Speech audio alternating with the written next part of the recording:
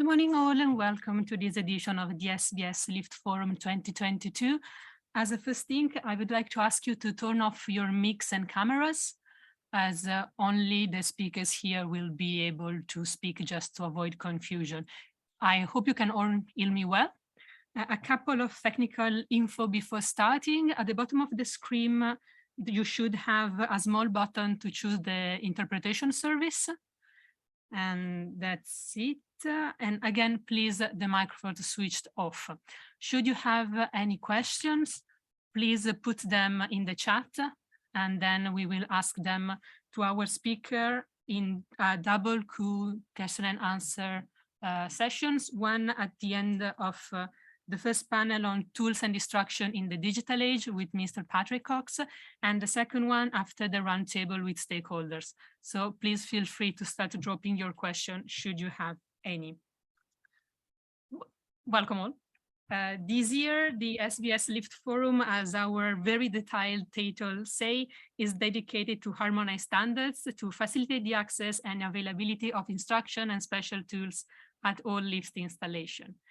Before leaving the floor to the President of FESME, Massimo Bezzi, and the Secretary General of, the President of FESME and the Secretary General of SBS, and just to remind you, this is a very important topic for the SMEs in the lift sector, and we have been working on this topic together for many years. So, President Bezzi, if you want to go first, I leave you the floor. Thank you, Electra, and good morning to all participants, and good morning to our members. And as president of FESME, it's my pleasure to introduce this year's edition of Sbs Lift Forum, the event that we organize annually with our European partner, SBS Small Business Standard, represented here by its Secretary General, Maitane Olabaria. The 2022 Sbs Lift Forum is focused on the special tools necessary in the lift maintenance for inspection and the rescue operation, in addition to the fundamental instruction for the use of the lift itself. Well, if you are not new to the sector and if you already follow the activity of FESME and SBS over the years, you will certainly know that this is not a new topic. On the contrary, it is a topic discussed since 15 years ago, even with the European institution. Just to summarize, several actions were undertaken by the Lift Working Group of the Standing Committee, such as approval of 2 recommendations for use of national budgets for lift NBL, clearly focused on this topic. Moreover, we remember as the DG Enterprise in 2008 sent a letter to Secretary General of SAN, highlighting that the special equipment must be supplied with the lift in a way to be kept permanently on site. I hope we will also keep in mind the indication given by the SMEs envoy, Madame Lebail, to DG Enterprise, establishing that SAN had to include in the lift standards answer to the SMEs request by including the prescription to be verified by the SAN consultants for the installer to provide special tools and maintenance instruction for each lift.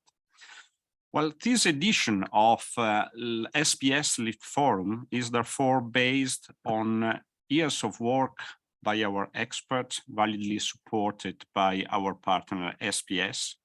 And in this context, the technical support of SBS Small Business Standard is necessary to increase the level of safety through adequate standards that must be obviously SME friendly.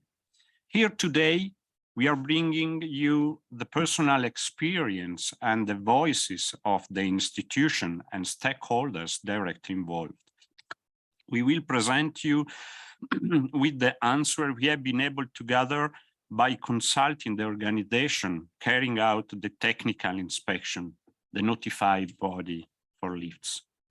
However, and despite previous recommendation and activity to raise stakeholders' awareness on the subject, special tools and instruction for use today are still not widely available and easily accessible, as they should be to ensure a level playing field in the lift market.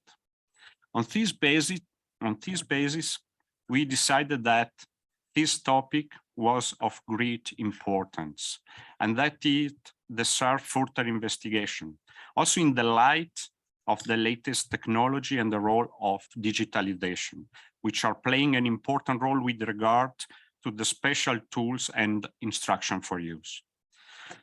Those who are close to us, our technicians and our members, our partner SBS, but also those who work with us on the technical table and working group that matter, can help us to find a solution tailored to small and medium-sized enterprises in order to improve the level of security and reduce the risk that may arise.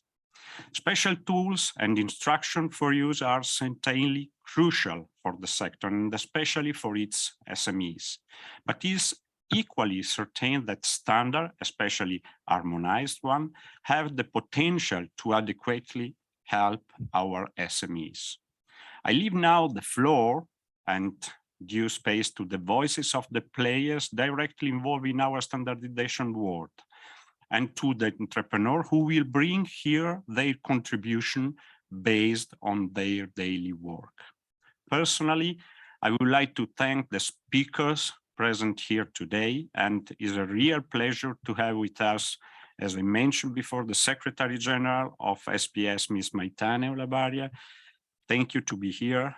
The voice of the companies very active in our sector, and thank you to Mr. Patrick Cox and Mr. Ivan Ferrarini.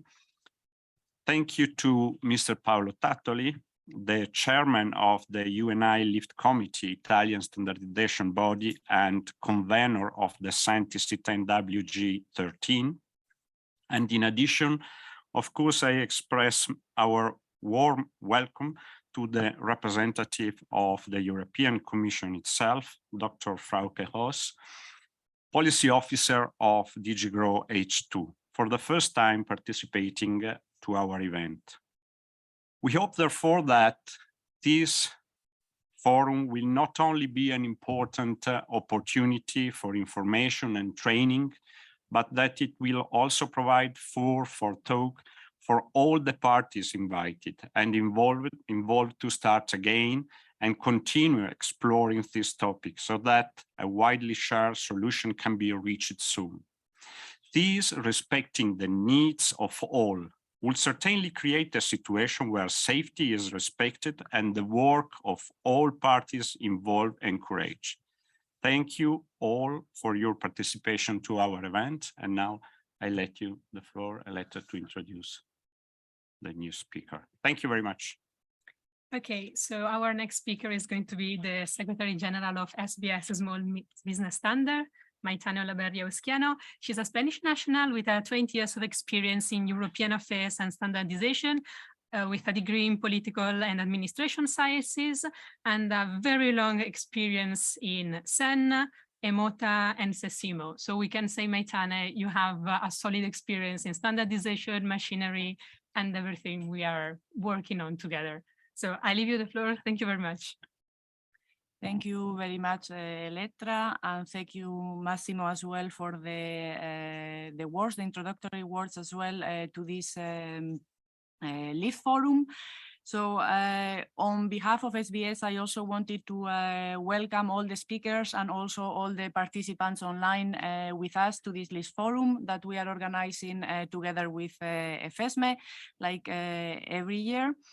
And I think we already heard a lot about the importance of the subject today regarding the availability of tools and instructions. But I think is what I wanted to highlight as well regarding that is that, of course, we have the lift and the machinery directives that clearly indicate an obligation in their health and safety essential requirements that the products, a lifting platform, and escalator needs to be accompanied by instructions.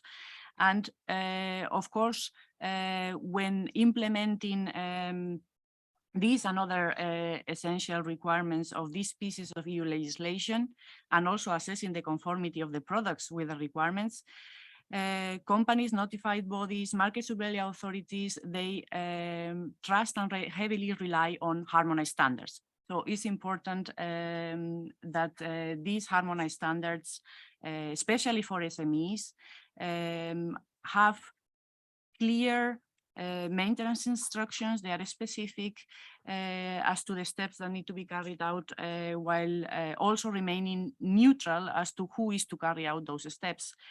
Because in addition, as mentioned by Massimo, the availability of special tools needed in order to do these operations, the maintenance operations, is essential that they are also available on site. And this is essential, first of all, to prevent technical barriers and also to ensure fair competition in the market. Massimo already mentioned, and I think he has been working in this area much longer than me, that this is not a new issue. He has been saying that is, I don't know, an issue that has been discussed for the last 15 years. But I think he also made a reference to this. With digitalization, there are also other aspects that also emerge in relation to this issue. We need to think about how digital documentation is going to be or made available during the overall duration or the life cycle of the product. We see, for example, in the revision of the machinery directive, the machinery regulation, that we are moving towards the direction of digital instructions. So this is something that needs to be considered, but of course, digitalization regarding maintenance also brings many advantages. We can retrieve information concerning the status and performance of the lifts, and support also in this way better maintenance practices. But in this context, it's also important that the relevant data can also be accessed by the SMEs to be able to offer their services, and also to avoid lock-in effects that would make difficult for consumers to really make a choice regarding the service, the maintenance service provider that they would like to work with. Currently, the European Commission is developing a new standardization request for harmonized standards in the lift sector. The request, as far as we know, will most likely be adopted in the second quarter of next year. And is likely that the current European standard 13015 on maintenance for lifts will also be part of this standardization request. So that SEN will receive a request in order to revise this standard.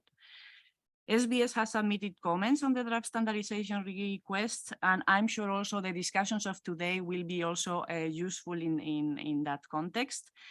I just wanted to highlight that for smaller businesses involved, well, in the lift sector, but I think small businesses in general as well, it is essential that we have a enabling legal and standardization framework that is also adapted to SMEs.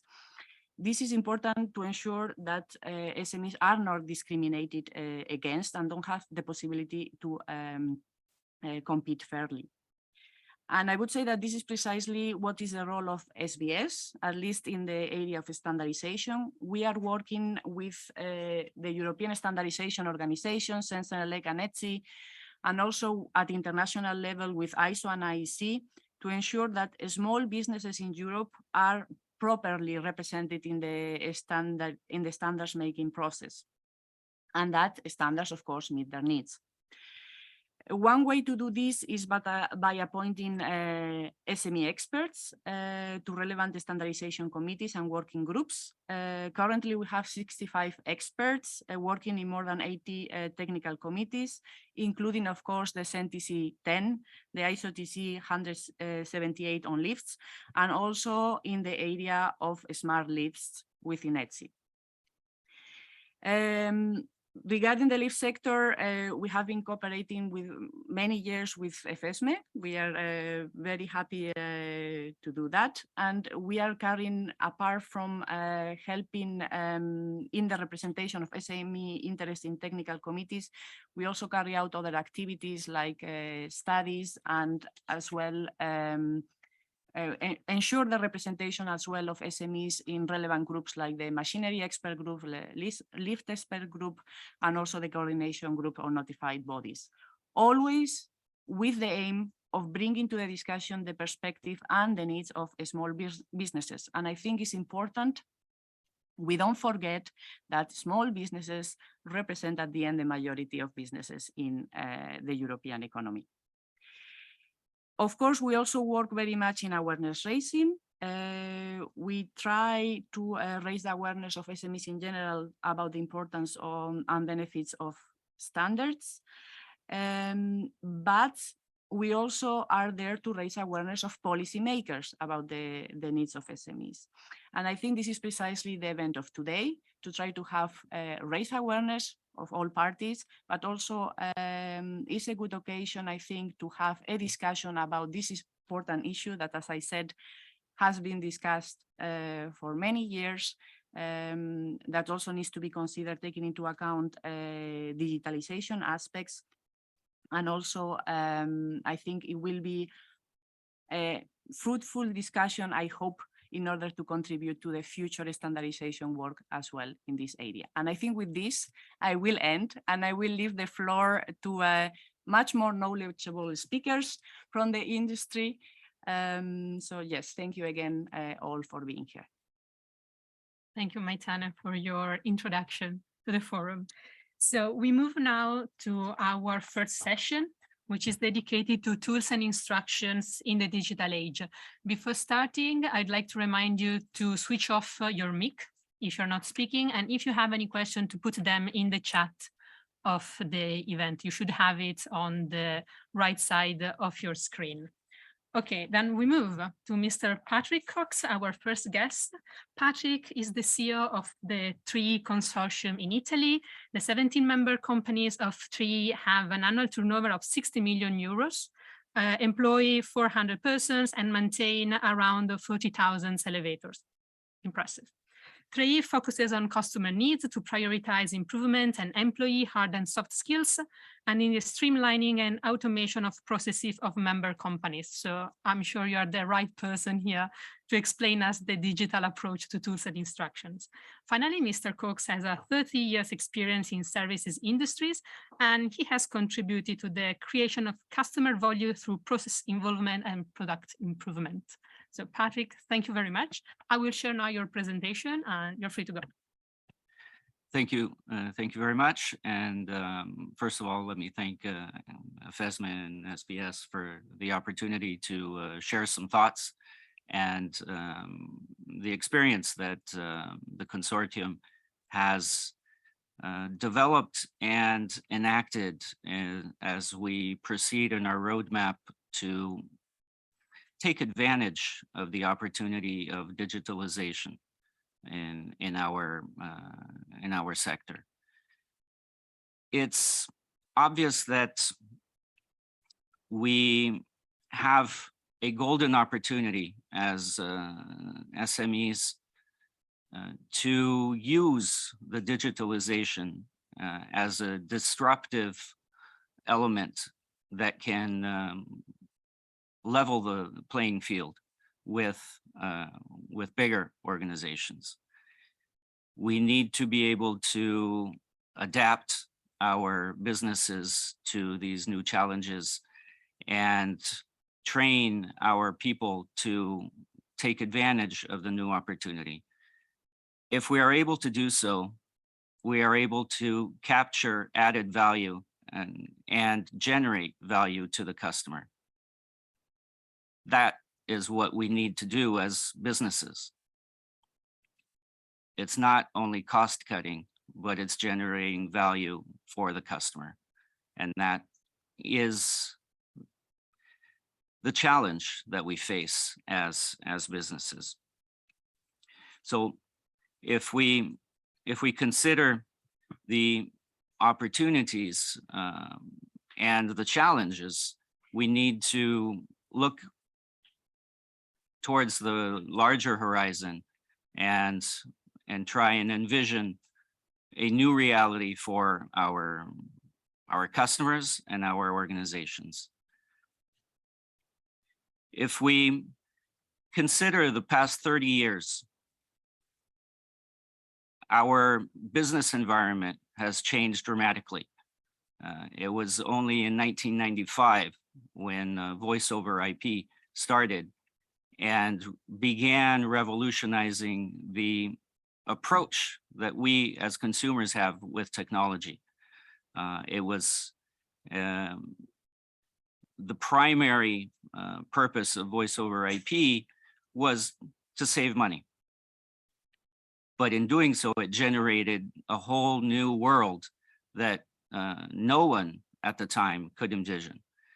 So much so that today, when we talk about mobile multimedia, it seems rather easy to think that everything is here.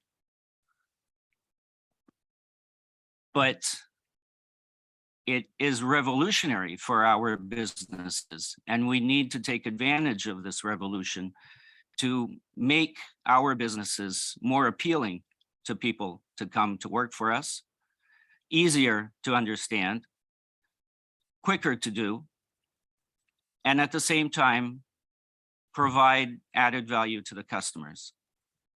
Because otherwise, it's only cost cutting and there is no return from the customer. So if we look at the transformation of what once had value and now is a commodity, we look at this timeline where we are now at the beginning of metaverse, which no one knows what it is. And businesses last year spent $36 billion investing in it. For what? We don't know. But as we didn't know what internet would do, we certainly know that $36 billion later, something will begin to happen. And it will impact us, absolutely. And we must be prepared.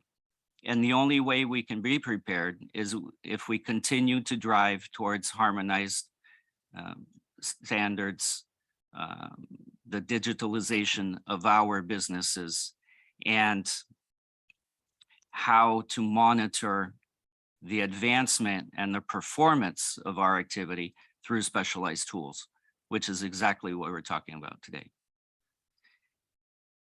And if we look at this timeline, and we look at how things have changed. In 1995, it was technology. Today, we don't talk about technology. We talk about relationships. What is our relationship with our customer? How do we deliver a relationship with our customer on a business level? Tomorrow, it's experience. What is the experience we provide to our customers in the use of elevators, in the use of our equipment, in the interaction with our companies? And we need to begin focusing on this aspect in addition to providing the tools and the baseline that is required for running the business. But running the business and generating value are two different things. And we need to be able to address both of them. So if we look at what in many ways is our current ecosystem. We have a technician who interacts with lifts remotely or on site, provides a service to a customer. But does this activity generate a relationship? Probably not. And we need to be able to provide an environment that allows us to create this relationship, and allows, and it's just as important, allows the people who work in this business to be proud of working in there. We need to be able to attract the talented people towards our business. And one of the ways we can do so is by providing an environment, a work environment that is in line with expectations. Currently, we are dealing with a shortage of skilled labor, of availability of people to work on site, longer hours, extra time, weekends. It's a reality. People don't want to work as much as they did in the past. One of the ways we can approach this is by creating a larger environment that allows our companies, and first and foremost our employees, to work better, live their work in a better way.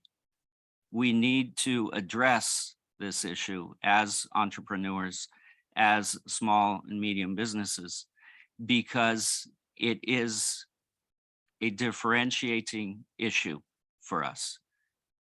We have, as small businesses, a great advantage over large businesses. We develop relationships with our employees. We work locally. We are long-term employers. We need to create a communication that gives value to this and transfers these values to the customer, because the customer values them. But if he doesn't know them, then we're not generating value. What we have done as TRE is to set the groundwork for generating new customer value. And we have done this because we are now able to leverage on the data that we have stored for the past 10 or more years. We have a history of all the interactions we had with our lifts.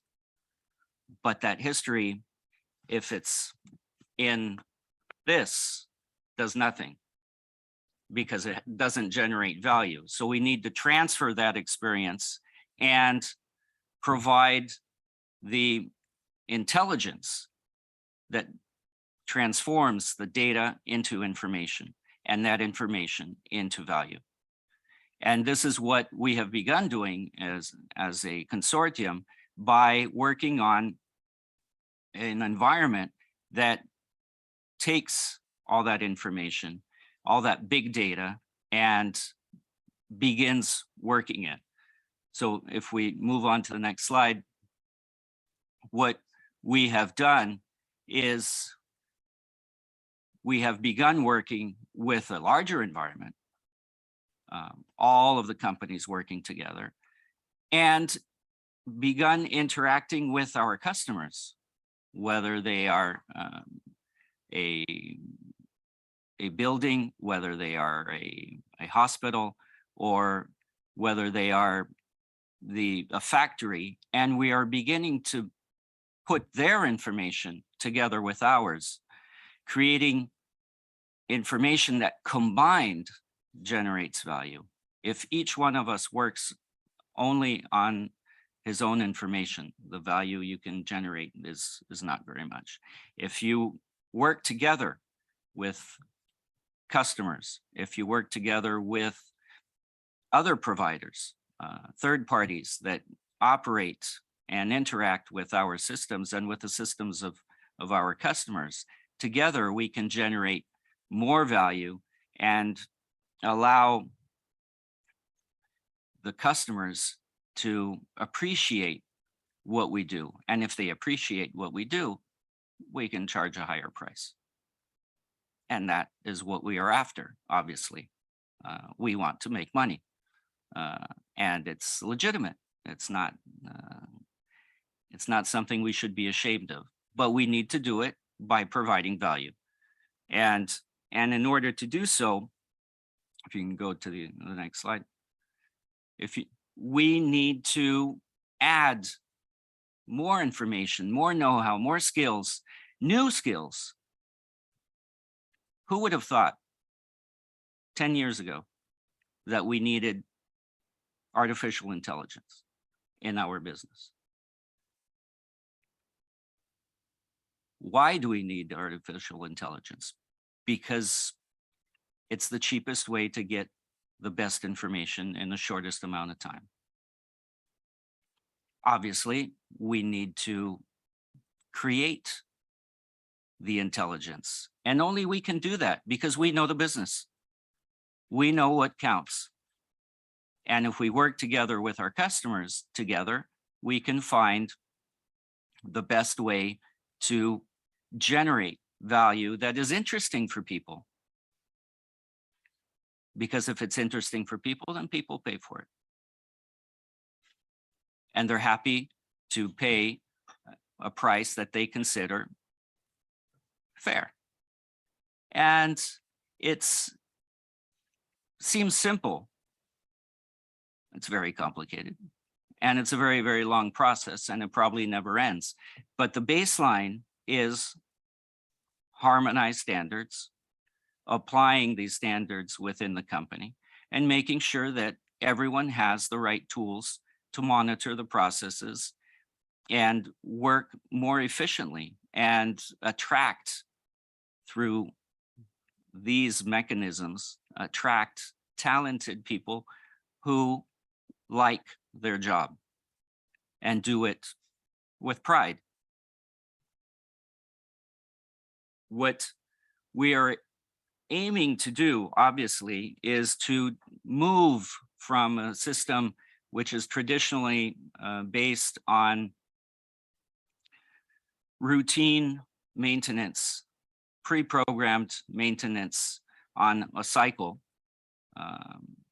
that has nothing to do with or has very little to do with the use of the lift, to a system which is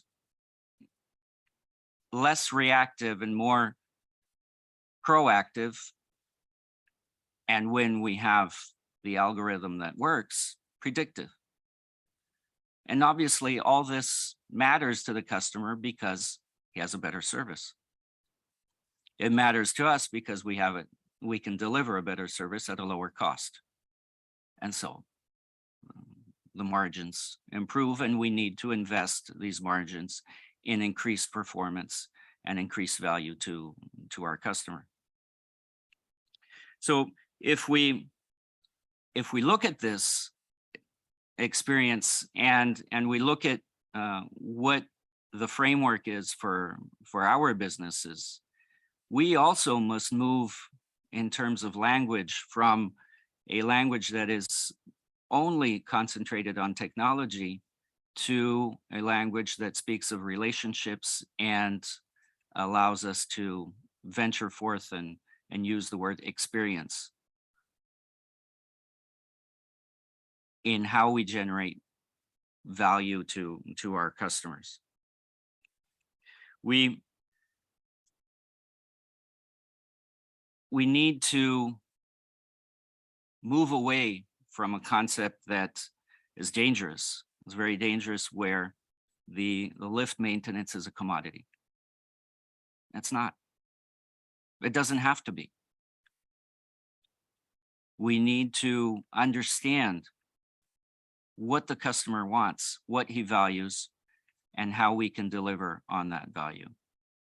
We don't have a solution yet. We have some ideas. We need to also educate the customer as to the importance of the things we do and why they are relevant to him. And we need to create a conversation which is binary. We need to speak, listen, and respond to each other. This conversation needs to be developed and nurtured in time. And we need to spend a lot of time with our customers to understand what they actually need, what they want, and what they expect of us. If we are able to do all this, and it's a big if, and it's a big task, it's a very large challenge, we are able to transform a business which has very little visibility to the customers and deliver something that makes sense and gives value to the customer. We, as entrepreneurs, must absolutely help our companies increase their voice on the market. And we can do so by certainly working and taking advantage of the opportunities that FESME and SBS provide us through their activity and through the activity of the experts that work on the various boards and teams. We need to bring all that advantage to our companies, and we need to make sure that we feed our customers, our companies, sorry, and have them, what I say, eat every day. We need to enable and embrace new technologies in our companies. We need to adapt and align our processes to provide customer value. And first and foremost, we need to train our teams to use the available tools and help us generate value to the customer by using them to their fullest extent. It's not enough to have a tool and somewhat know how to use it. We need to know everything about that tool. We need to know everything about the equipment, and first and foremost, everything about how the customer uses the equipment. If we put together big data, which is generated generally by machines, and small data, which is behavior, how do people relate to the elevator, to our lifts? How do they interact? And what are the effects of this interaction? If we're able to combine these two elements, and we can, because as small businesses, we are closer to the customer. We know the customer on a first name basis. We have a long-term relationship with the customer. And this has value, and it generates value, but we need to increase that relationship and make sure it becomes an experience with the customer. And to do so, we need to continuously increase our capacity to adapt to changing environments. Don't be afraid of change, embrace change, and let go of the energy that it provides within the company.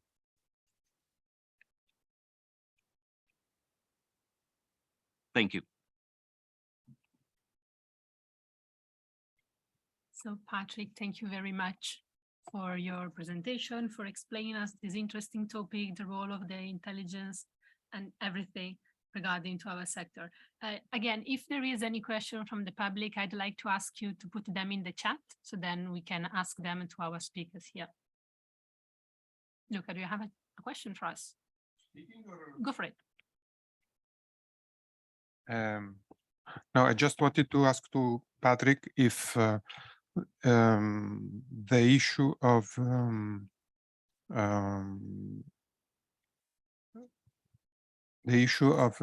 special tools and instruction is something that is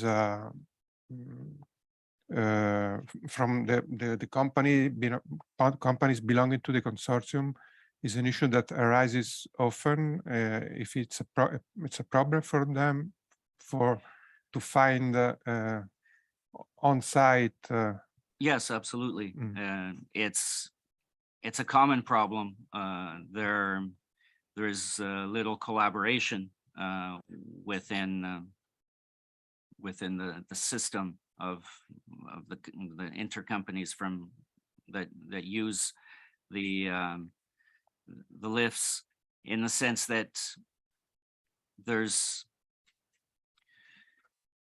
a specific need to understand how these lifts operate, the capacity to access the procedures and to interpret them is one of the driving forces of the consortium in itself, in the sense that we spend many hours internally. We have established that maintenance personnel needs to attend at least 5 days training a year. And in those 5 days training, we go through the maintenance procedures. We review the documentation. We provide them with digitalized versions of the documents that we then allow them to access when they are on site and they don't find it, which is critical for them to work efficiently and in a safe environment, which is one of the primary concerns that we have as employers. So we certainly need that baseline, and we need to then establish that and work towards even more ambitious goals. Okay. May I ask you one more question? You said that lift maintenance is a commodity and that we need to change it. Maybe this could be not impossible for, let's say, professional customers, industries, companies, hospitals. But do you think that this could be possible also for residential building, apartment building customers who only seem to appreciate low price and a good service? It certainly is a challenge. Yeah. Yes, it's a challenge that we are facing, but we can't avoid addressing the issue. We need to understand where the value is for residential customers. It's more obvious for businesses, but residential customers have a need, have a value. We need to understand, and the only way we can do so is by talking to our customers. And as small and medium businesses, we have a privileged channel to talking to these customers, because we're there. We are on the ground with them, and we live in the same community. We know what happens in that community, And we need to make this relationship work. Currently, we are not able, I think, to maximize this this common feature that we have with our customers, especially the residential customers. And we need to find a way to create a channel of communication, which will then help us understand what are the features of our business that are important to our customers. Okay, thank you. Mhm. Thank you very much, Patrick, again for replying to our questions. I see there is no other question in the chat, so we can move to our second panel today, which is the roundtable with the stakeholders. A brief introduction. First of all, unfortunately, Mr. Herman cannot be here with us today because he's sick, and we would like to thank him for his readiness to participate. And we hope that in the future there will be other opportunities to meet and talk together in another event or something. So our second panel today will feature speakers from different realities, various stakeholders directly involved and or affected by these important topics we are discussing together today, such as the European Commission, the standardization bodies, and the SMEs themselves. So our first speaker in this second and last panel will be Dr. Frauke Hoss from the European Commission. She's a policy officer in the DG GROW Unit H2. Dr. Hoss has a background in civil engineering and political sciences in the Netherlands and holds a PhD in engineering and public policy from the USA. She has been working in the Commission for over 7 years now in various positions, and since this summer she has started taking over the responsibilities for the lift sector from her colleague that we know very well, Mr. Vesa Cataisto. So Frauke, welcome. Thank you so much for being here, and please, the floor is yours. Yeah, good morning, everyone. Welcome. Thank you for the invitation. Indeed, I've taken over this file from Vesa. Vesa is still working for the Commission, but he is preparing for retirement. So I've taken over so that for a few months until the end of the year, I can ask him all the questions I want. So that's very much appreciated. We also have a new head of unit, Mehdi Hosseinen. He comes from the automotive unit in DG GROW, and he's joined us in April. I think what makes him Mehdi is that he is very pragmatic. He tries to find a solution quickly to things. He doesn't like for issues to linger around for a long time, which I appreciate. And we also have a new lawyer that will be taking care of the lifts file, which is Isabella Ostrovka. So it's a relatively new team, but Vesa is still there. Like I said, there will be some continuity.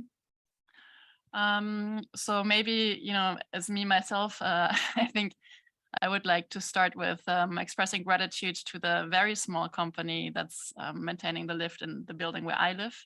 So I'm responsible actually even for a few years now for the contract for the Control Technique and for the maintenance contract, the 2 contracts. And when we took over the lift a few years ago, it was a lift that was often out of service. It barely functioned. And with a lot of patience, he has managed to get it back to a lift that functions most of the time. And what I really appreciate about him, and that's also why we chose him, is he speaks the 3 languages, French, Dutch, and English, or Flemish and English, that's necessary to communicate with everyone in our house, in our building. And what I find amazing is, you know, they're on call. He has somebody on call for every time of the day, like middle of the night, Sunday morning. You get stuck, which especially in the first year was often the case. Somebody will come and somebody will get you out, which if you're a company of 3-4 people, it must be a serious effort. So very much appreciated. And yeah, you know, he's part of our community in the building, like the syndic. We see him regularly because in Belgium, I don't know if you know, but you have to get their lift checked 4 times a year. So it's he's regularly in our building. So voila. At DG GROW, obviously SMEs are a huge topic. We have the SME envoy that was already mentioned by Mr. Betsy. There's also a network of national SME envoys. So every member state has an SME envoy, and they meet regularly to sort of exchange experiences across member states. So if you're not engaged with your national SME envoy, I would encourage you to do so. There's one in Italy, there's one in Germany, there's one in Poland. I think that's very important. I think communication is key. So what does the SME envoy do? For example, I think one of the most important things he's doing is when we propose new legislation or we revise legislation, the SME envoy will make an assessment how important it is for SMEs and make sure that the impact on SMEs gets assessed. I think that's one of the most valuable functions he has. And obviously he makes SMEs visible in the daily work of the DG because we're all busy. It's easy to forget, stuff. And I think it's good if there's somebody who reminds you. That being said, the most important SME event of the year is actually next week. It's the SME Assembly on the 28th to the 30th of November. It's online. If you don't have 3 days next week, maybe you can just listen in for a session. I invite you to join that SME Assembly. To come to the issue that I've been asked to talk about, which is the availability of tools and instructions after the lift has been installed. Let me maybe take a step back. So as you know, the new legislative approach means that in legislation, the essential requirements are set out, in this case, in the machinery directive and in the lifts directive. And it does say there is an essential requirement, it's been there for a long time in the machinery directive, that these tools and instructions have to be available. So it's already the law of the land. You have a right to call on it. And so this makes it more an implementation action because standards are not law. It is already law to have these tools and instructions. So I think that's good news. But nonetheless, obviously, there is an implementation problem that needs solving. And luckily, VESA very decisively, together with Victoria, the lawyer back then, has taken quite a decisive action to try fixing this problem. The solution is a bit technical. I'll try to explain it to you. But so you have essential requirements, and there are different ways of fulfilling them. And standards is only one way. So either you apply a standard and you can then certify or self-assess that you've complied with the law, or you go to a conformity assessment body, a notified body, to have them assessed. In that case, you don't need standards. So standards at the end of the day are voluntary, but obviously they make life much easier, right? So they're clearly important. And I think there are two issues that VESA had identified. One is with a standard that existed, it wasn't clear which essential requirements they covered, and more importantly, which they didn't cover, right? So it's a problem of transparency. You could hide behind the standard and say, oh, I applied the standard and hence I've complied with all the essential requirements, even if that wasn't true. So what VESA and Victoria have done is, it's also for the machinery directive and also for the lifts directive, there has to be an annex now in every standard saying clearly these essential requirements are covered and these are not covered. And it was a bit of fight with SEN, let's be honest, especially the one that are not covered. And it's extra work, it's boring work, it's busy work. We understand, but that annex has to be there. And the instructions is that we would not cite a standard anymore that does not have this annex. So that should solve the problem as standards get revised, obviously. And the existing, so what the Commission does to ask for standards that we plan to cite in the official journal to become harmonized standards, we make standardization requests. So in the one that is has currently recently expired, it already said that there should be attention should be paid to these tools and instructions to be available. And what that means is, when the standard gets assessed by us and our consultants to make sure it's good enough to be cited, that requirement should be checked explicitly to be there.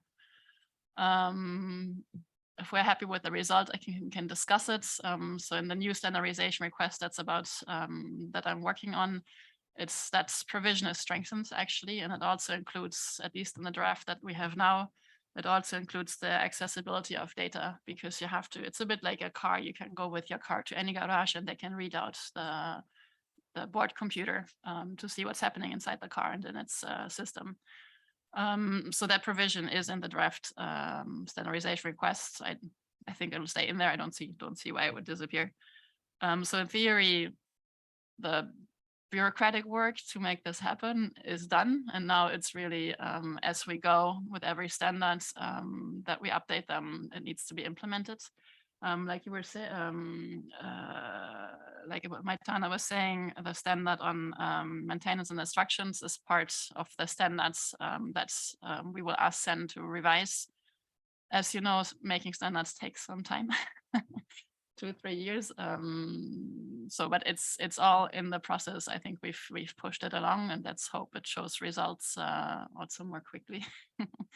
But voila. So, but I'm in the lucky position that I can follow up on work that VESA has very diligently and very nicely put already on its rails. So that's quite nice. One last thing I would like to say is the machinery directive is being revised. It's going to become the machinery regulation. Negotiations are in full swing. I have colleagues, there's one that's opposite my office who gets very little sleep because of it. I think our new Blue Book stagiaire regrets joining the unit. She has a lot of work.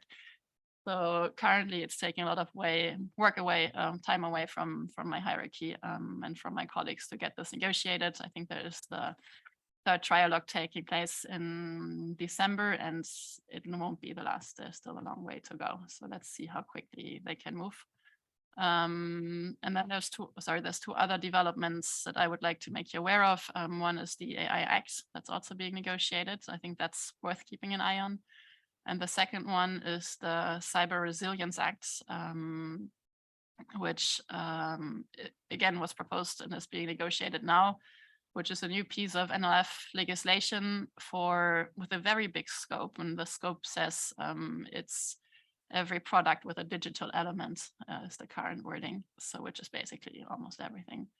And that would mean there would be requirements for cybersecurity to make sure that nobody accesses the device with unauthorized, what happens with the data, you collect the data.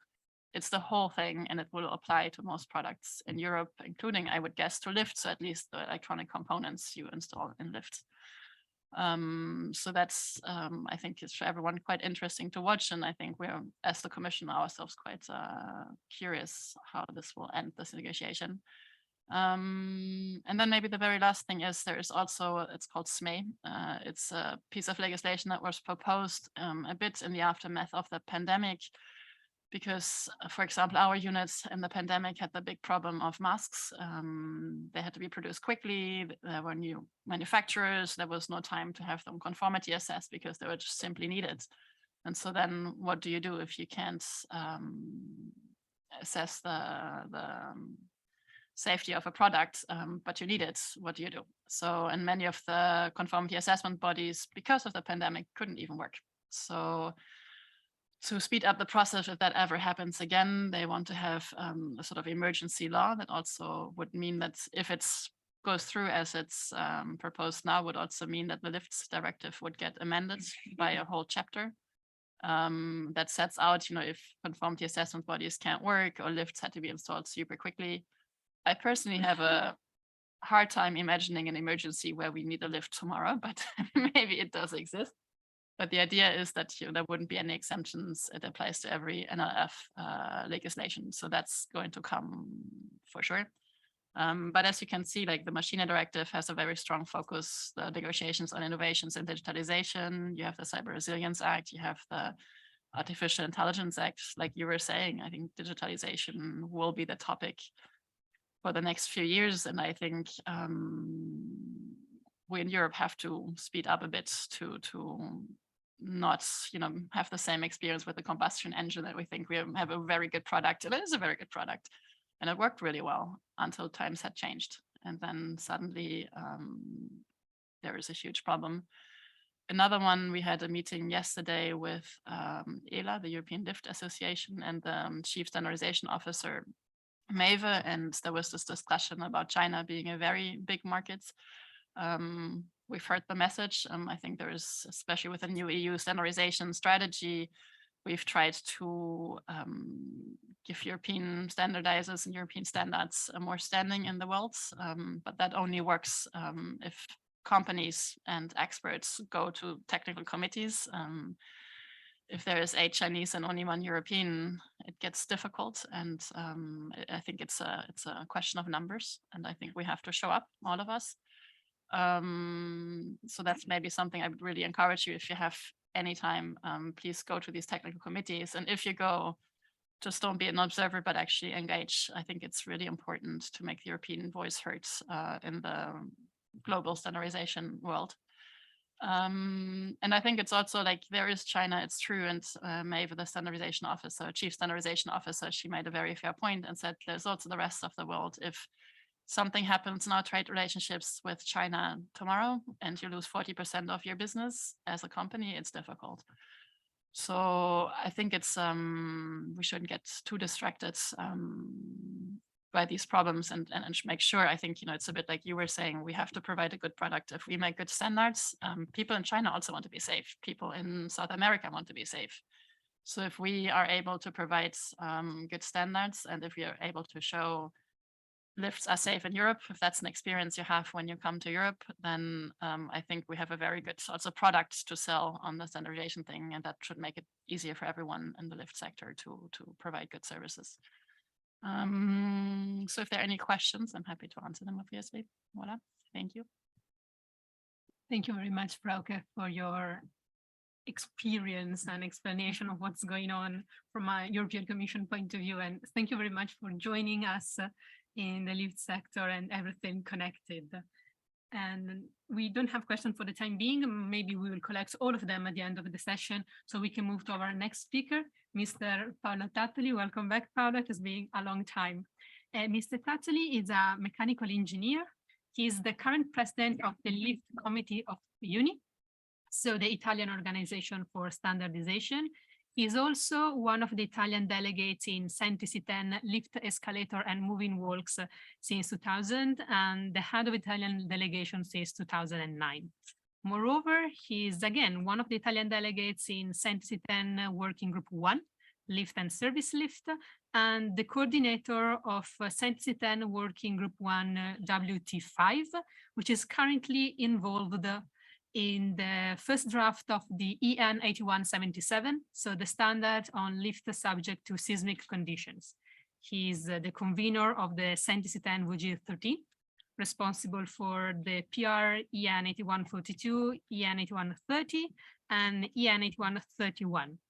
And finally, he's the author of several books, research, and articles. So, Paolo, I leave the floor and I'll pop up your presentation straight away. Thank you. Thank you, Elettra. Thank you, FESME, to SBS for inviting me to participate in this important forum. So my speech today aims to bring to your attention a survey that was launched a few weeks ago together with Luciano Faletto in Italy, and then replied in other countries in Europe, among the subjects in charge of what is called periodic verification or test of lifts. This periodic verification in Italy must be carried out by law, and must be carried out at least every 2 years by engineers of notified bodies or bodies which are received from the state, from the government, specific authorization. And to this notified bodies, we have sent some questions which are now on the table, and these questions were 4. At the site of the lift are present and easily accessible tools for rescuing a passenger from the blocked lift car. And the second one is a complete operating and maintenance instruction manual and an adequate plan for timely replacement of worn components. The third question is at the site of the lift are present and easily accessible devices on the lift controller to identify the fault causing the lift to stop. The fourth one is if are present in these accessible portable tools to identify the fault causing the lift to stop. So these 4 questions were sent to this engineer, and before looking to the first answer that I have received, just a warning to say that to avoid interference, I avoided to providing typical answers, leaving so the engineers to evaluate and articulate their replies. So I have not sent specific answer to fulfill, to cross, but I leave them to answer and articulate their answer. So for this reason, what you will see are some very different answer as form. So the first slide concern the answer coming from the center of Italy. The first and the third question, the answer was always. So at the site of the lift are present and accessible tools and devices on the lift controller. So the answer was always. And for the second question, if are present and easily accessible complete operating and maintenance instruction manual, the answer is in the case of lift installed from small and medium enterprises, the manual is almost always present, while for major company, almost never. The fourth question, if are present portable tools, the answer was is more articulated. Only for some control panel brands, the maintenance personnel use keypads to reset the card. And for the remaining switchboards, the maintenance personnel works directly on the control panel on the card. From South Italy, next one, please. The answers were very articulated. For concerning the first question, the answer is the presence of specific equipment for emergency operation in system complying with the directive is relatively marginal statistical possibility, with the exception perhaps of some first generation lifts. The second question was very interesting. The lack of instructions, or more generally, the technical files on system subject to the directive is a drama. This is the answer of this engineer. The technical files is correctly completed, are quite voluminous tomes and are never available. Sometimes there are reduced files, so small files, nothing that can help with maintenance. The third answer, concerning the device on the lift controller, the question, the answer is more or less any control panel as a sort of display which give to the maintenance personnel error code, and so we can be used to trace the fault, LED information and some other tools to have this information. Concerning the fourth question, if are there portable tools to identify the fault, the only portable devices that come to mind are the various keypads held hostage by the maintenance personnel. The answer so takes on even more dramatic significance as we are dealing with special tools within the meaning of the directive, which should be permanently installed on the site, obviously, and by no means portable. So this is a very interesting answer coming from the south of Italy. From the east of Italy, from Liguria, I received, collected this answer. First question, in most cases, yes. Second question, in most cases, no. Third question, usually yes. Fourth question, if the question refers, for example, to tools that allow access to the parameters, so comes again this problem about special tools, the answer is no. From north of Italy, other answers very interesting and also very articulated. I think that everybody can read that this answer concern for the first question some specific devices, the triangular key, the emergency dash and button, key open for A3 brake mounted on the winch. So a lot of different situations which were described from the engineer trying to answer in a complete way to this question. Concerning the second question, the use and maintenance manuals are not always present on site. So comes again this warning concerning the instructions on the site. The control panel does not always have a display or other types of signalizing capable of indicating a type of fault, only 70% present. And for concerning the fourth question, on systems, there are rarely tools, classic keypads, another time this information about keypads, present in less than 10%. So something which can be carried by maintenance personnel, but not on site. The next four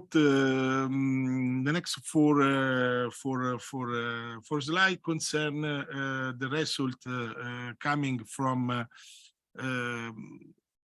lot of engineers, 32 engineers all over Italy. So is something that I have collected, taking into account this notified body, which is present more or less in Italy. And this information is very interesting because they have collected their answer trying to look to four very simple answers. So question one, tools are present and easily accessible at the site of the lift. These tools for rescuing passengers, as you can see, always is only 25%, in only 25% of the lift tested.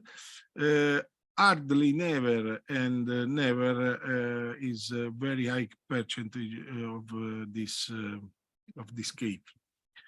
Concerning the question number two, the maintenance instruction is a drama, as you can see.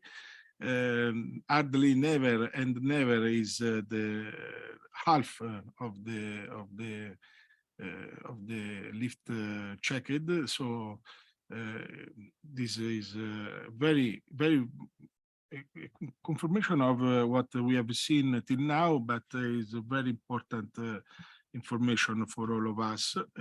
Third question, devices are present at the site of the lift, devices obviously to identify the fault causing the lift to stop.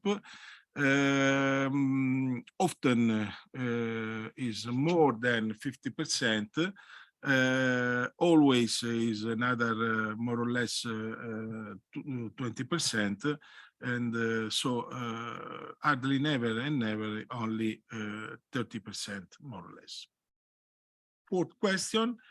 Are available at the site of the lift portable tools to identify the fault causing the lift to stop, or also in this case, in line with the question number 2, with the answer to question number 2, the answer is hardly never and never, very, very, very high percentage. So,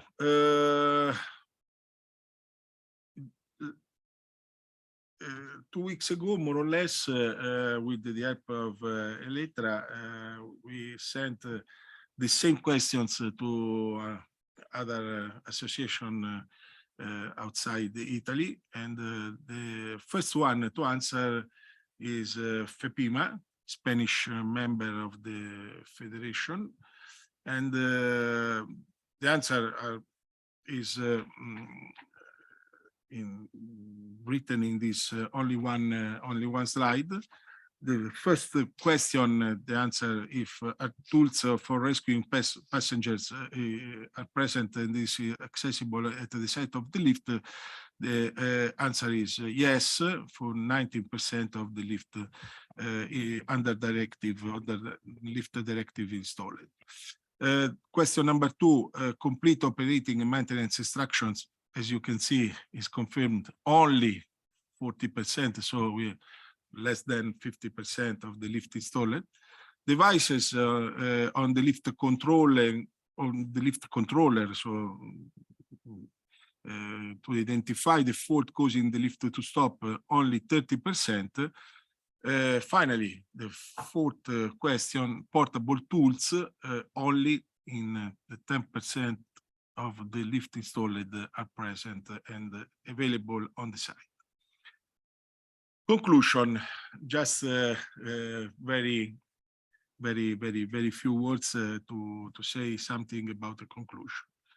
So the information collected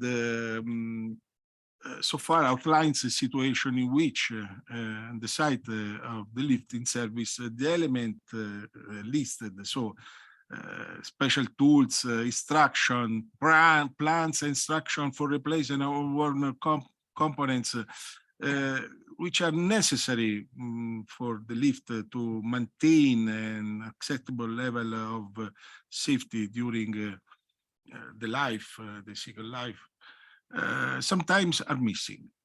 This is something very clear, even if maybe that this survey is not under scientific rules, but give us very interesting answer.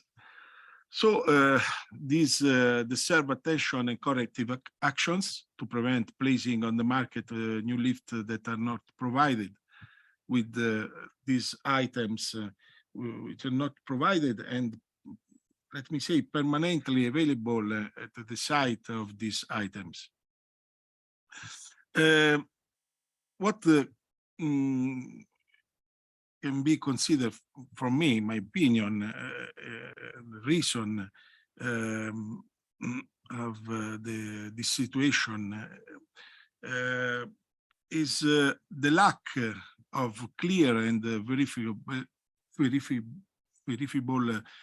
prescriptions in the lift safety standards. You can say, but you are a member of TC10 working groups, so I am a member of the standardization process. I participated to the standardization process, but maybe that we have to do something more to improve in the standards, something that maybe is not so clear. I want to say that if in the standard is written in a clear way that something has to be given, has to be provided, has to be available, probably this percentage that we have seen will be reduced in a very, very easy way. On the other way, if we are not so clear, if we will be not so clear in the standards concerning these points, probably we will never improve something better in this argument. Thank you very much, and obviously I'm available for any question. Thank you very much, Paolo. Is there any question from the room before we move to Ivan Ferrarini, our last speaker? Okay. Last but not the least, Ivan, of course. So thank you very much, Paolo. Welcome back, Ivan. It's been a long time also. We haven't met in person thanks to the pandemic. So Mr. Ivan Ferrarini is going to present the point of view also of SMEs. He is an entrepreneur, director, and tech area coordinator of Pharma, an Italian SME. He's a mechanical engineer with more than 20 years of experience. And he's one of the SBS technical experts at the European level and an Italian expert in his country. He's member of CENTI-C10 and is very active for what concerns European standardization since, I think, 6-7 years even, more or less. So thank you very much for being back. The floor is yours, and I will pop up your presentation right now. Thanks. Thank you, Elettra, and good morning to everybody. I'm going to talk about special tool and instruction, especially about the evolution in the standard of these two topics that are very important for the SMEs.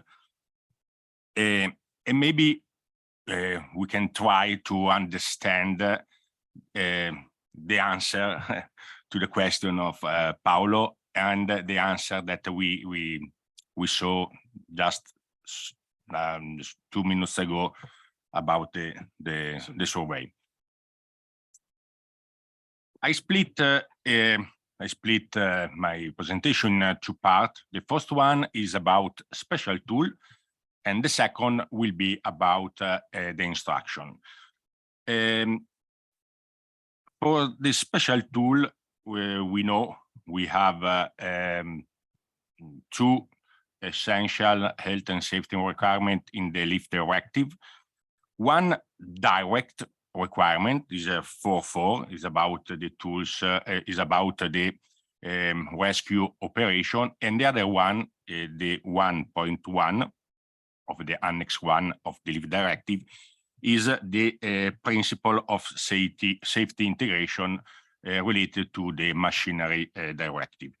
On the right side, you can see also a very important document, I think, that is the guide to the application of the lift directive, because in this document we can better understand what the lift directive means about every article and every safety requirement.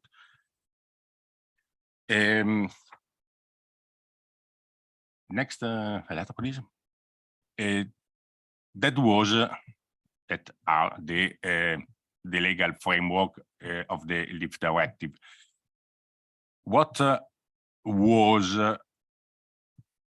in the standard, in the main standard we add, because now it's EN 8120, we had EN 81.1 and 2, that was the two main standard for more than 15 years.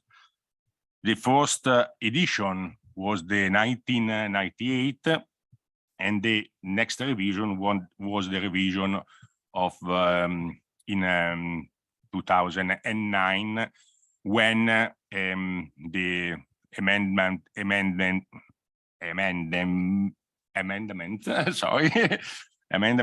the third amendment was introduced in the standard. If you try to check tools, special tools, equipment into these two standards, they are anything, they are nothing. What happened in 2008? Happened that the SMEs, the Association of SMEs, FESME, with Normapme. Normapme was the former SBS, asked to the European Commission to improve the requirement for the special tools into the standard. At the end, European Commission produced a information note that was the last one on the right side, where the conclusion was, I don't have, but wait, that the conclusion of this request was that the Commission request to send to include the relevant in the relevant standards the appropriate specification to deal with the essential health and safety requirement of the LIFT directive relating to the special tool and software. So in 2008, this was the request of the European Commission to the SEN. What happened after this request? The next revision of the standard, sorry, but the format of my on the right, on the left, there was the number of the standard was the version of 2014. It was the EN 8120 2014. In this new standard, we can see the answer of the SEN to the request of the European Commission. So the implementation in the standard of the request. We can see one definition. The first one, the point 357 is a special tool, is the definition of the special tool. We introduce a new kind of special tools that is the emergency locking unlocking key of the doors, of the landing doors, when this key is big, is very big, is greater than 20 centimeter, because the technician with the standard 8 of the people can't unlock the door if the unlocking device is at 2.5 meters or 3 meters. And that the external tool, the special tools shall be available on site. So at the end, the answer was the what is written in the Lift Directive and in the guide of the Lift Directive. We have to in 2014, since the first edition of 1998 of the main standard till the last version, this version, the 2014, the Annex ZA was just one page when essentially was written, okay, the standards cover all the essential health and safety requirement request by the Lift Directive.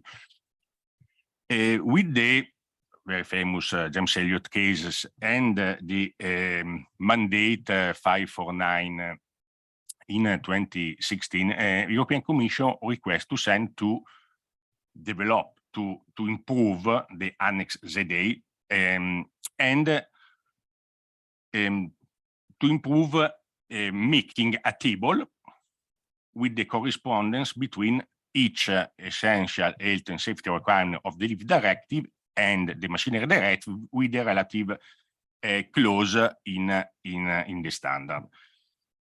On the right side, we can see the table ZA1 and the table ZA2. I underlined the relative clauses, and if you check, they are the same. So in the first edition of the EN 8120, about the special tool was these two or three sentences. You have to consider another thing. More or less in 2010, SEN consultant moved from the European Commission to SEN. So SEN, that is the subject who is in charge to make standards, was the boss of SEN consultant, that was the subject who was in charge to check the standard. So the controller was an employee of the subject who produced the standard. Another thing is, I'm sure that if I put my hands on the fire about the fact that if I would done this kind of risk analysis, because standard is a risk analysis, any notified body would have approved it, because I think it's not a risk analysis, it is reply what is written in Lift Directive and into the guide of the Lift Directive. So at the end, I think that we think that this answer to the request of the European Commission was also better, is at least weak, is very poor, because there are not any safe design measure and any technical protection measure as requested in a risk analysis. Is more or less like say, hey guys, please leave your tools on site, leave the tools on site. Also because if we don't think special tools only about keypad, etc., etc. If you think special tools about the long emergency unlocking key, is easy to understand that the technician that use this key on site can forget the key on your pocket and leave with the key in your pocket. But the special tools, the long emergency key, shall be on site, because the technician that will arrive the next time will be not able to find the emergency unlocking key. Another, okay, sorry, okay, no, questo is the same about this. We take, for example, ladders to enter in the pit of the lift. In the last year, we had some problem. We had some or several injuries. We had like a market, like industry, not like SMEs. Why we had injuries? Because ladder sometimes was not available on site, because the ladder could be removable. So again, the technician have to perform some task outside the pit. The ladder was in the pit, very comfortable. Take the ladder, do some activities outside the well or in a machinery room, etc., and leave the ladder away from the pit.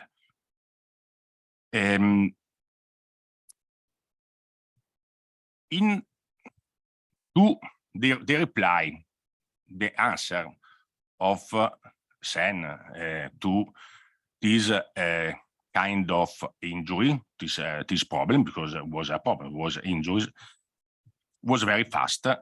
And the solution that we can see in part on the left side was a wall annex, normative annex, not informative, normative annex, about all the kind of ladder that we can use on the lift, and that the ladder should have a chain and should have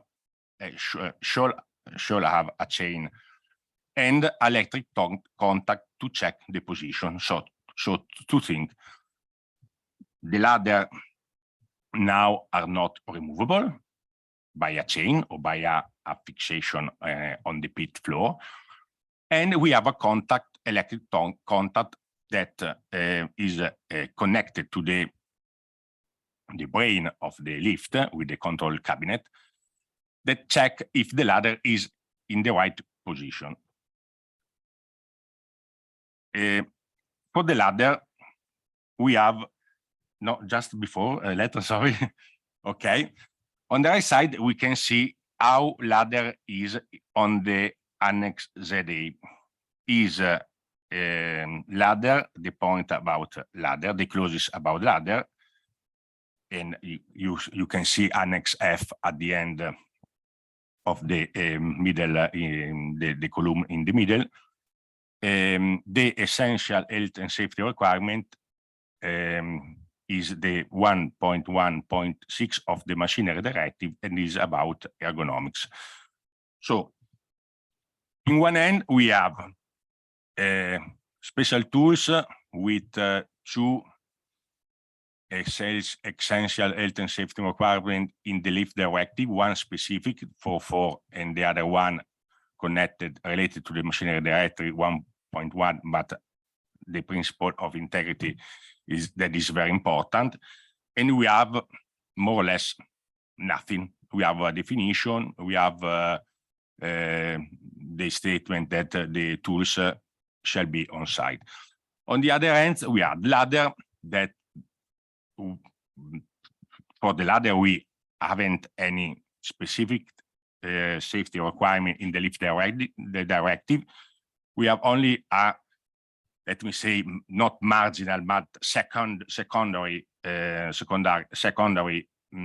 safety requirement in the machinery directive, but we have a solution completely different.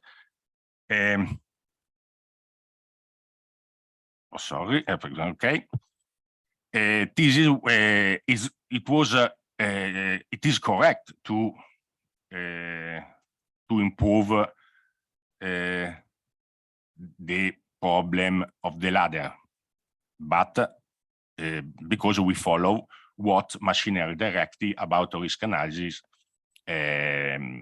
say, that we need the first one is that if we have experience of past use on the same kind of machinery, we have to do something.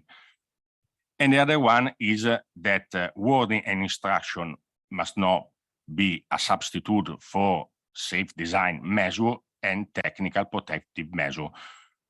About special tool, we have not any safe design measure and technical protective measure. For the ladder, we have both. We have technical solution, verifiable, applicable, etc. This is the first part, special tool.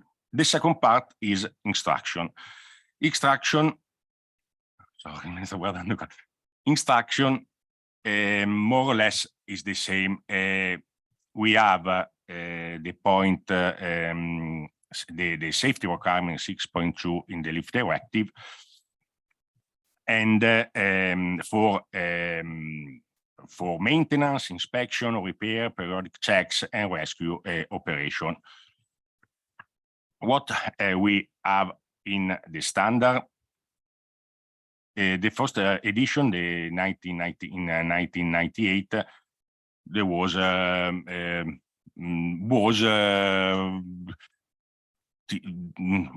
that we need to make manual instruction when we perform the final check of the lift. All the parts about manual instruction is considered in the EN 13015, but EN 13015 is about how to make manual instruction. Instead, what you have to consider to insert in the manual instruction. In 2016-17, in a plenary meeting in Oslo, I think I put this question on the table to the other member. Indeed, let's go avanti. Okay.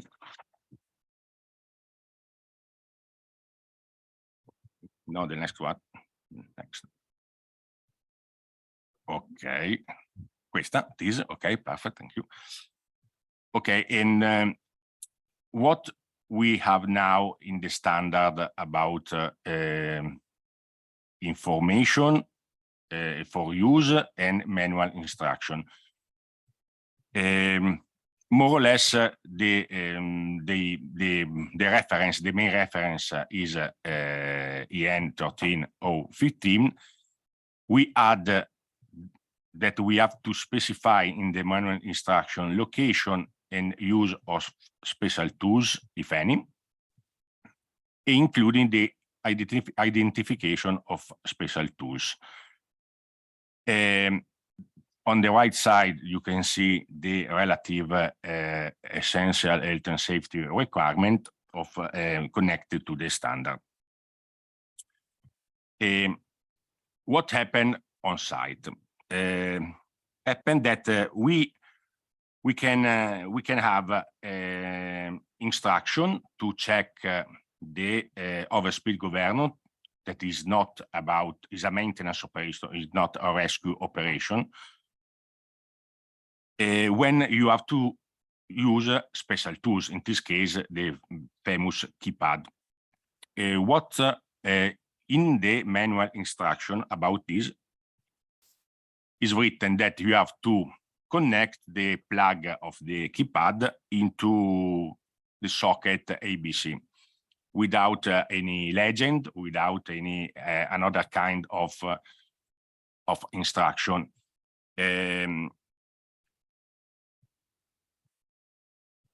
This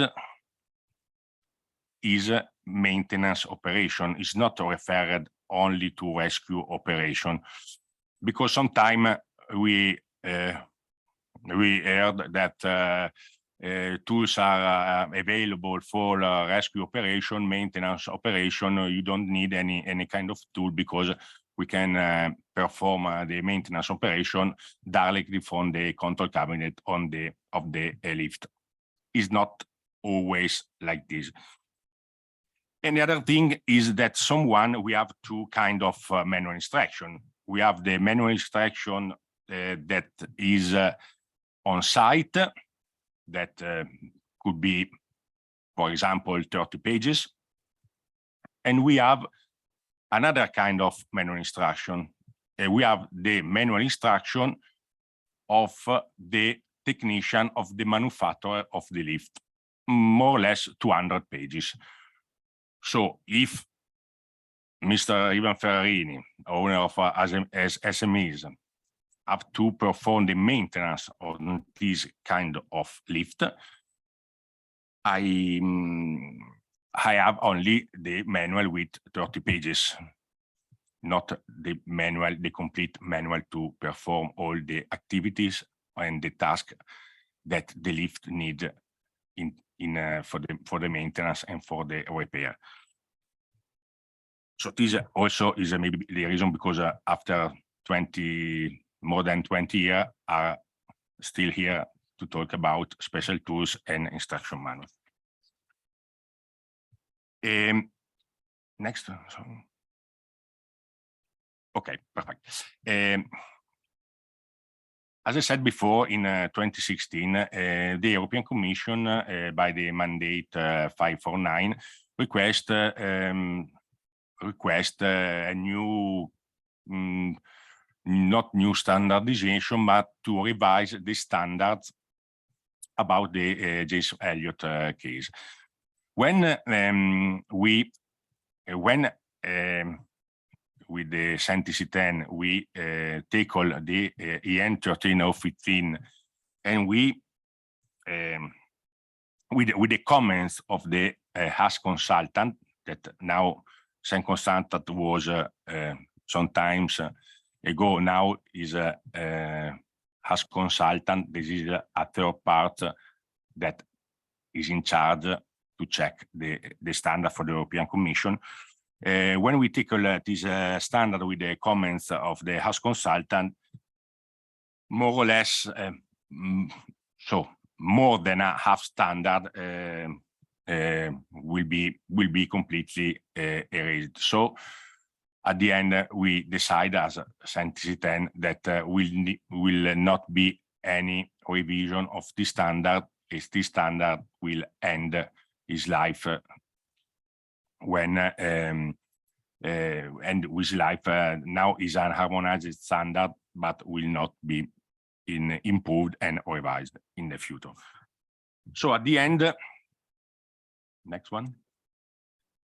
At the end, the outcome of the period between 1999 and now is that on the left side, the side of the European Commission, we have Lift Directive, Machinery Directive. We have a request, information note, a request in 2008. We have the mandate 549 in 2016. On the right side, we have the part of standards. We have in the last version of EN 8120 that the statement special tool shall be on site, and the instruction manual shall be according to EN 13015 that will be not revised in future.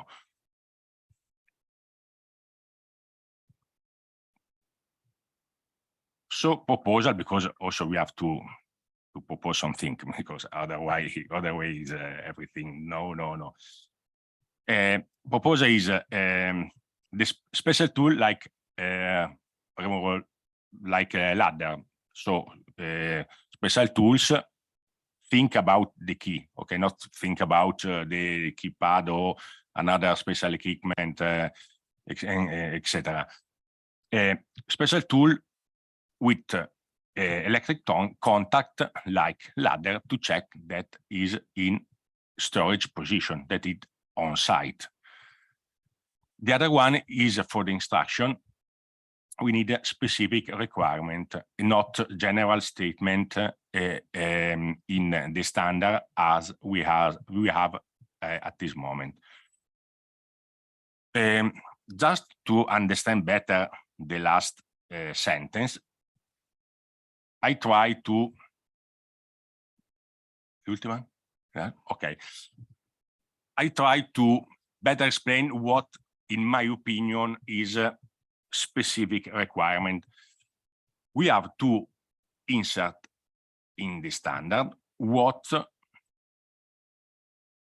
we have to write in the manual instruction. Example, we have to verify the clearances between the door panel, because the maintenance instruction is the first sentence of the components and equipment of the lift is for the life cycle of the lift, because we are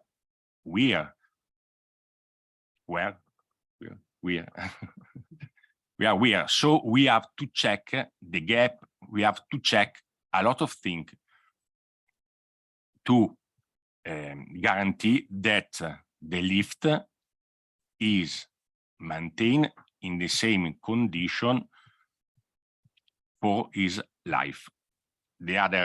another part could be the environment, because the lift is installed into a building. So we have also deal with environment like corridors, passageway, and so on, ladder. So we have to check a lot of things. And I think that we can put this specification in the standard. And in this way, this will be specification not about how to make the manual instruction, but what the installer shall specify into the manual instruction. Another thing that sometimes, a lot of time, we can see is the frequency. Have you ever seen a manual instruction of a machine under machinery directive? There's a table with the task, with the frequency every 6 months, every years, every 5 years, I don't know. But the manufacturer, the installer in this case, that know the lift and know also where the lift is installed, because every lift is installed could be installed in a different building, know what we have to do in the maintenance activities. So sorry for I go long. This is the end, the last one. Thank you. If there is any question or question, I'm here. Thank you very much.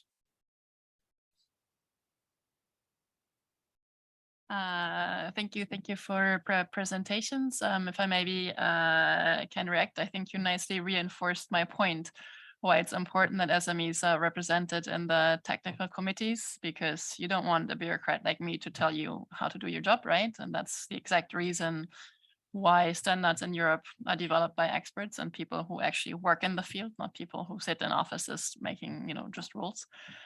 So I think it's very valuable. The division of labor there is you bring your expertise from the daily working life, and I think standards have to reflect that, and that's the responsibility of the technical committees. My part of the work in the commission is to make it formally okay. I hear your criticism. It's not always all going well, I agree. But we're doing our best, and I think there the main struggle I have in formal terms is that the new legislative approach, and therefore the EU Lifts Directive, stops at it's for new products. It doesn't include maintenance, and it doesn't include modernization. That's for the member states. So unfortunately, that is regulated 27 different ways right now. And any standards supporting the EU Lifts Directive also stops there. I mean, it's only for new lifts and lifts with substantial modifications. And so it's a general, I wouldn't say weakness, but it's something about this new legislative approach that we have increasingly been hitting also in other policy fields. So I don't know if you know, but the new legislative approach recently was evaluated, and one of the main conclusions was that the circular economy sort of has a lot of refurbished products, and how do you deal with this in the new legislative approach? I think it comes very similar to your problem. So for example, refurbished phones, is that a new product or not? And then with the Cyber Resilience Act, we had long discussions with our colleagues, because if you bring a safe phone to the market, it's safe the moment you sell it, but you keep it safe, you have to have it updated regularly. There has to be a help desk you call if you get hacked. So you have to stretch the new legislative approach to a point where you say, okay, the moment you sell your product, you have to have this infrastructure in place to have security updates, to have a help desk. And that's again similar to what you're facing is, once the lift is installed, it does not mean, and I have that same experience. I mean, I'm sure it was installed safely in my building. It still doesn't function, often. So I think, it's obstacle we've been running up with the legal approach generally. But until that changes, I think we have to live with it, and we have to make the best of it. And let's see how we do it. But formally, I'm forced to sort of say, sorry, I only deal with new lifts and substantial modifications, and the rest you have to talk to the member states, right? And it's our hands are tied. You see what I mean? So voilà. So I think, you know, the division of labor is, and I agree. I mean, it'd be nice if there was one person who said this makes no sense. From now on, we do it differently. But luckily, and also in this case, maybe unfortunately, we do live in a democracy where, you know, the process takes so long and maybe sometimes reads results we don't like because so many people are involved. You know, is what makes us a democracy. So I think, you know, we'll try to navigate these obstacles, but well, I've heard your message. Can I add something? We know that we know for sure that the standards are voluntary, and in fact, indeed, sometimes about special tool, a lot of time we heard is a market surveillance problem. But is my opinion, even for any opinion, if the standards that are the state of the art are here, okay, for sure is a market surveillance problem, because you can compare, or you can have any level to compare. So this is a problem. Okay, we know that a lot of lifts are made with not with the standard, with the model, and so on. But I think also the problem about this is also that the level, the statement, the requirement about this in the standard are very, very poor. So we can check more or less anything. Thank you. So actually the state of the art, and we had long discussions with Sen and other ESOs about it, what it actually means. And again, like, you know, I, as a bureaucrat, I don't want to tell you how to do your job. So I don't say what is the state of the art, but what we can say is every so many years, it should be updated. That's something we can say. What it then is, it's up to the experts. And there is a discussion, what does that mean? Because standardization requests are 5 years, and that's a long time now. You know, products have been developing so quickly that 5 years is, at least in our opinion, not maybe open enough anymore.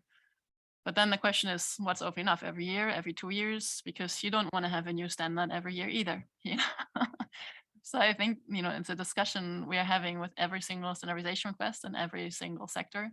And I don't think we found the answer yet. And I'm not sure if we'll find it soon, but it's played by ear now, and it's more of a open and oral agreement, you know, and like if there is the feeling we should update, it should be, but unfortunately it's not set.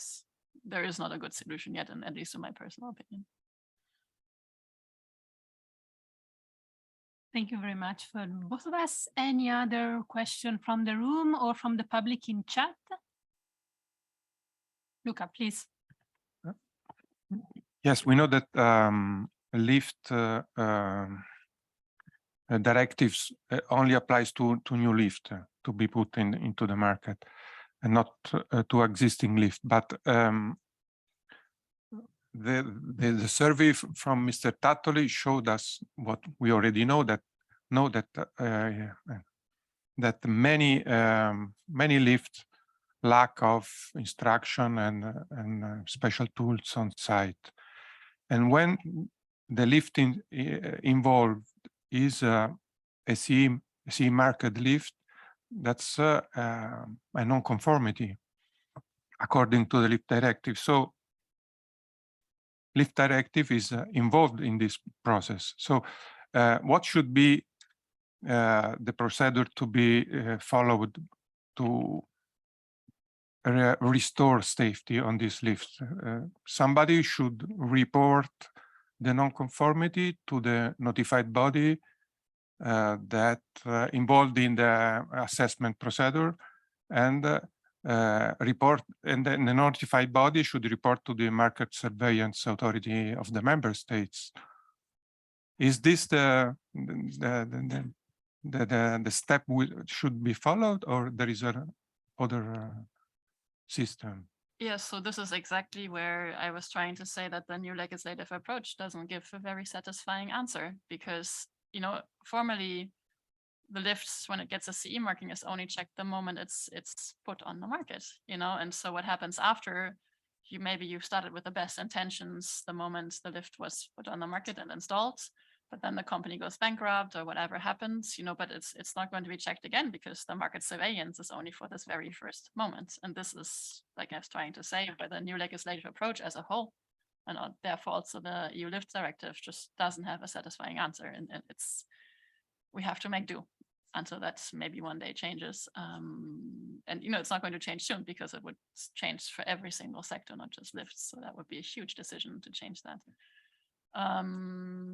That being said, you know, every member state, if I don't know, Italy or Belgium doesn't find it safe, they can make their own rules for maintenance. So you can say, Belgium, which when I moved here, I thought was crazy, but they do check 4 times a year if your lift is safe. Why can't they check 4 times a year that your documentation is up to date, right? Unfortunately, us as the European Union, we can't force member states to make that rule. But, you know, as a member state, you can. And that's where it gets annoying because now you have 27 different solutions to be found. But with the current legal framework, that's what it is. And I don't see it changing within the next few years. Okay. Thank you very much, Luca. Thank you very much, Frauke. I see no other questions, so maybe President Betsy would like to close the meeting. Yeah, I have. Thank you, Elettra. And first of all, I want to thank you all the speaker, and I have some consideration about this interesting, all the interesting presentation. And we have seen, well, the point of view of the companies, we have had a very clear picture of the situation on the market. And third point, we have seen the technical situation or the state of the art and the proposal as well. And my consideration about the different presentation are, well, I really appreciate you shared your Dr. Frauke, your experience about the elevator, and probably the next time when an elevator stuck, you will have probably different talk about the availability of the tools or the manual on board of the elevator, because in case of lack, obviously means to spend probably more time to be to remain entrapped in the elevator because no solution are available on site. Also, this is to say that I fully I agree in what you said before, answering to Mr. Incoronato, but on the other hand, probably thank you to the comparison performed by Mr. Ferrarini.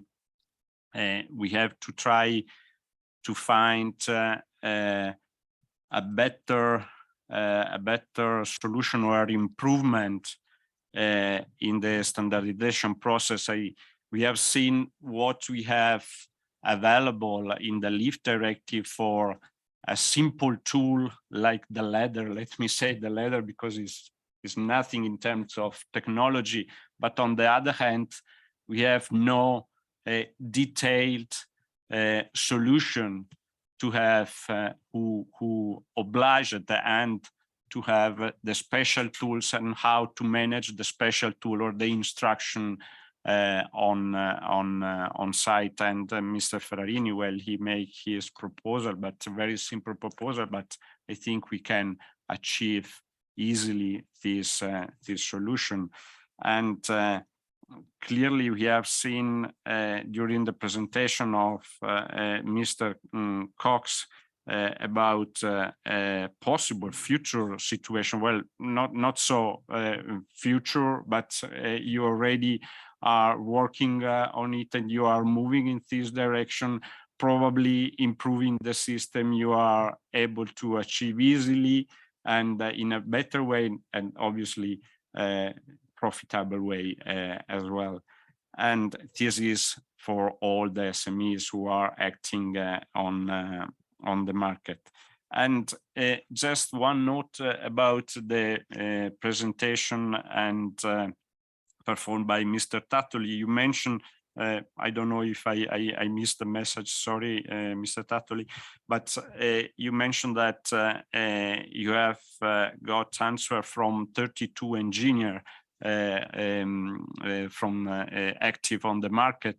And if the 32 engineers are representing the different notified bodies on the market, it means that there are representing more than 30% of the notified body active on the Italian market. Also, is very, very a huge number representative and valuable number. Well, thank you to everybody. Thank you to the people who attended this forum. We hope we have been helpful. We have been able to share important information to give you an overview about the future action to be followed by our expert with the support of the Commission as well. And last message, and I really appreciate Dr. Frauke, you invited us to attend with our technical expert, the technical group, and this is what we are trying to do. Unfortunately, we are representing SMEs, and in this case, I'm talking with that of SBS. I'm involved as board member as well. And is our effort as SBS is to try to represent at the best the SMEs in the different fields. And on the other hand, we need the support of the European Commission, economical, let me say, economical support, because as SMEs, our technical experts are people who are normally working in the company, is active in the company, also are spending their own time, many times for free, for the different organization, different association.